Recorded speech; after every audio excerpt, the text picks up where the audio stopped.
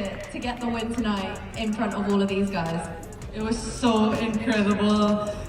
This is my first time and you do well, so thank you. Ticket prices were high. The seats sold out anyway. The crowd showed up before the gates even opened, and tournament organizers were scrambling to figure out how to handle thousands of fans who couldn't get in. This wasn't a Grand Slam final. This was an Alex match, and the WTA is only now starting to understand what that actually means. Do you think the WTA is doing enough to promote Alex EA, given the kind of crowd she's pulling in, or are they still sleeping on what she brings to the sport? Tell us in the comments. We teased it. The Alex Eala phenomenon continues here in the SoCal desert. Let's hear from some of those local fans who are gathering around the Filipino star. She's humble and she works hard. Yeah, that's why we like her, you know, because she's the face of the Philippines. Just aside from her talent, she's also thinking of the future. You know, I've only dreamed of making tennis grow in the Philippines, and now I'm bringing a whole new audience to tennis all around the world. So when Eala plays, we all get together and we all watch her support her as a group of people. Are there actual like gatherings? Oh yeah, Really? Oh yeah. Okay. It's We plan our dinners around that stuff. Really? You signed up for Tennis Channel to watch her? Yeah, because sometimes they don't show it. So the year subscription, just in case? The monthly. Oh, the monthly, okay. Monthly, just in case she doesn't play, then we don't... Let's start with a number that puts everything in context. 120 million people. That is the population of the Philippines. And when Alex Eala steps onto a tennis court anywhere in the world, that number, or at least a very loud, very passionate, very well-traveled fraction of it, shows up in person with flags, with chants, with the kind of energy that turns a regular third-round match at a WTA event into something that feels more like a national sporting event than a professional tennis fixture.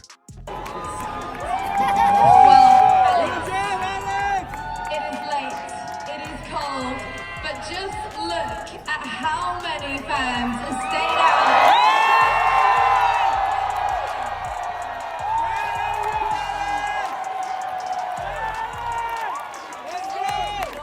How special was it to get the win tonight in front of all of these guys? It was so incredible. This is my first time and you do well, so thank you.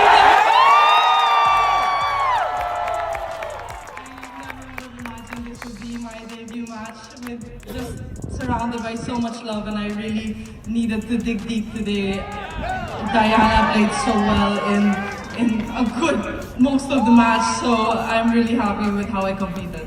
Your reaction at the end there, it felt like it meant so much to you to get the win tonight. Yeah, matches like this where, like I said, you really have to dig deep. Means so much to me, and it's my first time here. The tournament is amazing. I'm so grateful to be here, to be playing in front of all of you, so I'm really happy I get to play another match. And just quickly, last year you didn't even get into this event. This year you are seeded. It has been a whirlwind 12 months for you. If last year I had a conversation with you and said this is where you would be 12 months from now, would you have believed me? I would not have believed it. It's been a crazy journey ever since then, and it's only the beginning, so I'm so excited, and I continue to work hard, and hopefully many more matches like this. Yes! Give it up, guys. What a fighter!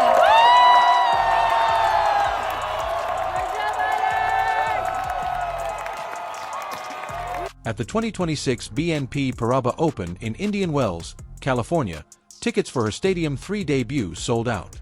Not sold well, not performed above expectations. Sold out completely in a tournament that also features Coco Gauff, Aryna Sabalenka, and the rest of the top players in women's tennis. And commentators and organizers are now openly saying that Eala is drawing bigger crowds than those top stars during this 2026 season. Not occasionally, consistently.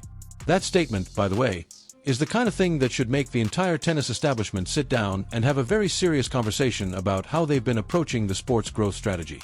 Because if you have a 20-year-old player ranked outside the top 30, pulling larger crowds than the world #1 and multiple Grand Slam champions, and you're still scheduling her on secondary courts and treating her matches like routine fixtures, you are leaving an enormous amount of money and visibility on the table.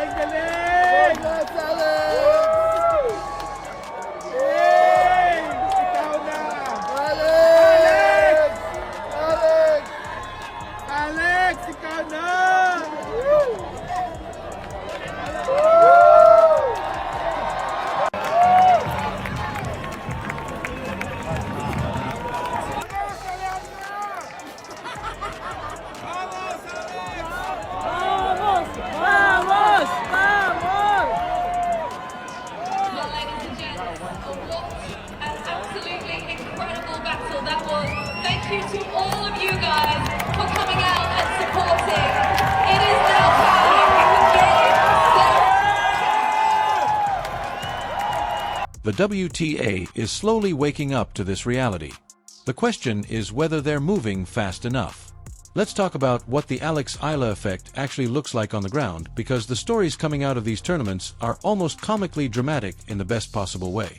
At Indian Wells, fans were seen outside stadium 3 hours before her match was scheduled to begin. Not minutes, hours. The stands were packed with Filipino flags and fans wearing Eala merchandise, chanting her name before the warm-up was even finished. Tennis Channel cameras caught the atmosphere, and the footage spread immediately across social media, with people in the comments genuinely shocked by the scale of the support for a player who at the time was ranked just outside the top 30. The practice sessions were the same story. Eala drawing enormous crowds just to watch her hit balls in a warm-up session. Fans chanting her name while she works through drills that most players run through in front of a handful of coaches and maybe a few curious bystanders. The demand around her presence at the tournament was operating at a level that the event organizers were clearly not fully prepared for. And this is not a one-tournament phenomenon. Her matches in Dubai earlier this season were packed. Her Australian Open appearances were standing room only. The Filipino diaspora spread across the United States, Europe, the Middle East, Australia, and beyond has made a collective decision that showing up for Alex Eala is worth the cost of travel, the cost of tickets, and the logistical effort of getting to wherever she happens to be playing on any given week. Now, let's talk about the ticket prices, because this is the part that makes the story even more remarkable. These are not cheap tickets. Indian Wells is one of the biggest tennis events in the world. It's amassed 1,000 equivalent on the women's side. The pricing reflects the prestige of the tournament, the facilities, and the star power on display. And yet, fans are paying those prices in significant numbers specifically to watch Alex Eala. The high cost did not reduce demand. In some cases, it may have created a secondary market where tickets for her matches were being sought even after the official allocation sold out. That's what happens when a player connects with a fan base at the level Eala has. Price sensitivity goes out the window. People find a way to get there because missing it feels like missing something that matters. And for the Filipino community that has watched Eala's career develop from junior titles to WTA breakthrough, every match feels like a chapter in a story they've been invested in for years. The comparisons that are now being made publicly are worth addressing directly. When commentators say Eala is drawing bigger crowds than Coco Gauff and Aryna Sabalenka this season, that is not a statement about their ability as tennis players. Gauff is world number 4 and a Grand Slam champion. Sabalenka is one of the most dominant players in the sport over the last several years. Both of them are elite, established, and fully deserving of everything they've earned.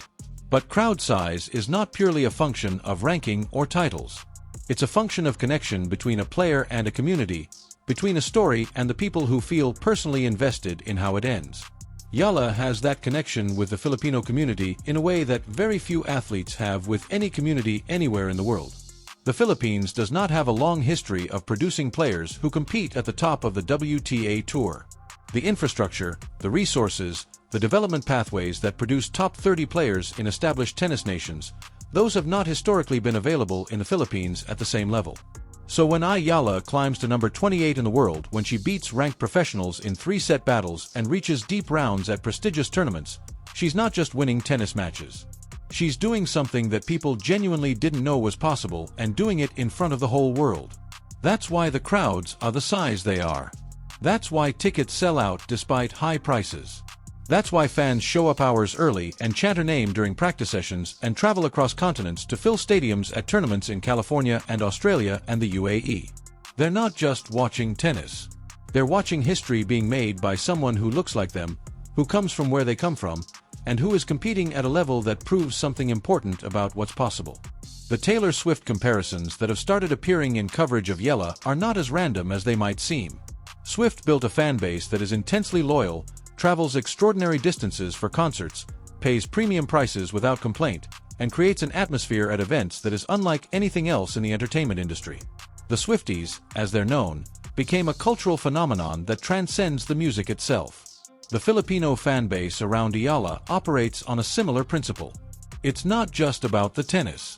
It's about belonging to something, about being part of a movement that feels bigger than the sport.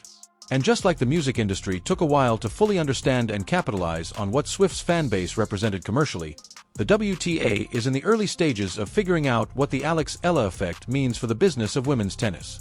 Here's the thing about sports that tournament directors and broadcasters sometimes forget. You cannot manufacture the kind of organic crowd energy that Eala generates. You can build better stadiums. You can invest in marketing campaigns. You can put players on prime time schedules and give them the biggest courts. But you cannot create from nothing the situation where thousands of people are willing to pay top prices, travel internationally, and sit in a sold-out stadium to watch a player compete. That only happens when a player has done something real, something that connects with people on a level that goes beyond statistics and rankings.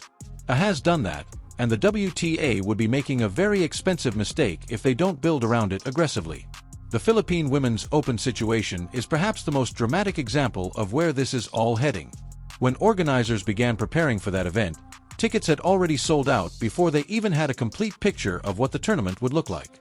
The Philippine Sports Commission was openly discussing putting up LED walls at alternative venues, including at a baseball field, to accommodate the overflow of fans who could not get into the venue itself.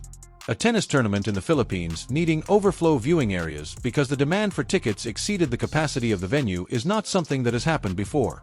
It is happening now because of one player. The scale of what that represents for tennis in the Philippines and in Southeast Asia more broadly is genuinely hard to overstate. Tennis has not historically been a mass participation, mass viewership sport in that region the way football or basketball is. It has been accessible to a relatively small demographic with the resources and facilities to develop in the sport. What Eala is doing, competing at the highest level, winning matches, drawing global attention, is changing the perception of who tennis is for and who can succeed in it. That's the kind of cultural shift that takes decades to produce organically. And it is happening in real time because one player is performing well enough to keep the attention of an entire nation focused on a WTA Tour event in California.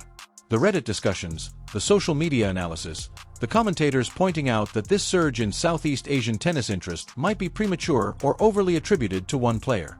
All of that is the sound of people trying to process something that doesn't fit neatly into existing frameworks. Yes, it is one player. Yes, her sustained success will matter for whether this growth continues. But dismissing the market signal because it's concentrated around one athlete is analytically lazy. Every major expansion of a sports audience in history has started with one player who broke through and made people pay attention. Michael Jordan and the global expansion of NBA viewership. Yao Ming and the massive Chinese audience that the NBA has cultivated since his arrival. Naomi Osaka and the surge in Japanese tennis interest. The blueprint is well established. Find the player who connects with a previously underserved market. Build around them and let the organic growth do the work. EA is that player for Southeast Asia and specifically for the Philippines. The WTA has a choice right now about how aggressively to lean into that opportunity. Her matches at Indian Wells in 2026 are producing exactly the kind of evidence that should inform that choice. Sold-out stands, record crowds, fans paying high prices without complaint. A player ranked 28 in the world generating more ticket demand than players ranked significantly above her. Practice sessions drawing crowds that most players only see during actual matches. The WTA in shock is not an exaggeration as a headline. The sport is watching something develop that it did not fully anticipate. That its existing structures were not built to handle and that is growing faster than the institutional response can keep up with. That's not a criticism of the WTA. It's a description of what happens when a genuinely new phenomenon arrives in a sport that has its own pace and its own processes. Aryna is not waiting for the institutions to catch up. She is winning matches, climbing rankings, selling out stadiums, and giving 120 million people reasons to set their alarms in the middle of the night to watch tennis matches happening on the other side of the world. The numbers are in. The crowds are real. The tickets sold out at full price. And she is still only 20 years old with years of her peak career ahead of her. The WTA should probably start moving faster. That is the full picture of what Eala is doing to the WTA and why the tennis world genuinely was not ready for it. If this got you excited about where her career is heading, hit that like button and drop your thoughts in the comments below. And if you haven't subscribed yet, do it now. There's a lot more coming.